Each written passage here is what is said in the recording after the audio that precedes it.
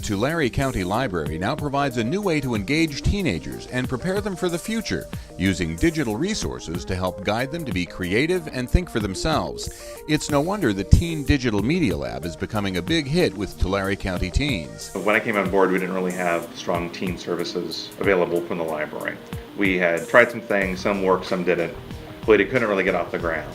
I was hired to work at this branch as the first ever teen services librarian in June 2011. So when we hired Faith, one of the things we really want to get teens engaged with was digital creativity, and this is something she was very versed on.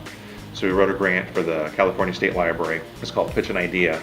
So the idea is that you give them sort of an elevator speech, what you want to do, and they say if they like the idea or not, and then you write the grant. In July 2011, they're like, hey, guess what? You have a $28,000 grant. What do you want to do? We have a really high illiteracy rate in our county, and there's lots of people who don't have things that we take for granted. They don't have cell phones, they don't have computers, they don't have internet access at home. So I kind of sat down, did some research, and realized that with this money I could create what people were calling a digital media lab. And I did some research and bought some MacBook Pros, some cameras, Sony Vloggy cameras. I bought iPod Touches because that's the technology that teenagers are going to use. And I wanted them to be able to be creative outside of just writing. The idea a lot of behind the teen programming is sort of unprogramming. So initially it's not very structured. We're not trying to task them or do things with them. We're trying to get to know them. You know, we have this technology they can play with, get familiar with it, and then start to tap that creativity and see what comes out of it. It took about 8 months for me to build it. So once we launched it, the kids came in the first time and they were like, what is this? I said, oh, these are just computers. So what do we do? So whatever you want to, just whatever you want to do, just do it. At first they were a little nervous, but then they started to get into it. And so they get this equipment, and then Faith starts to lead them and starts to guide them towards down the road.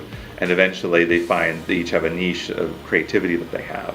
They really love the fact that the library was this place they can go and just do what they want on the computers. I don't restrict them. You know, they know to keep it clean. They know to be respectful of others. So that's what they did. And at the end of that summer, we were trying to decide which summer reading program to use for the next year. And I wasn't really impressed with the graphics. The libraries typically have a summer reading program, and most of the imagery and games are paid for through the state library through other funds. And it's a standard program. You may see them other libraries around you. They'll have the cute little animal reading a book and that sort of thing coming around. There's a teen version of that, but it's always sort of been off. Every time we've done a teen summer reading program, it's either too kid-like or it's just not very interesting. And so having this teen group, this teen advisory board already formed by Faith, having the equipment, and they've already had all this time to kind of put something together, they started to really get cracking on ideas. So I took it to the teens and I said, do you guys want to do this? You know, we have all the equipment that we could do this. And they planned their own summer reading program in an hour. They started using it, started looking at things that they can do, and they were very artistic and very creative, and so they started to come up with a concept. One day during a tag meeting, we were coming up with ideas, and then we got the idea of making the summer reading program based on the board game Clue. So they would have to come up with an idea how the game was played. They would have to come up with a script, how to play the game, do the video, shoot the video, act in the video, act out the parts, and then upload the video to the website, and then structure it so the game makes sense, so that you're playing a game piece and then it reveals another game to you once you watch the video, and if you figure out the clue, you can get to the next stage. And they wrote storylines for each other, they wrote scripts for each other, they directed each other. Hello, Mr. Plum. Hello, Detective Harry. No need to be formal, just call me Harry. They filmed like 50 videos.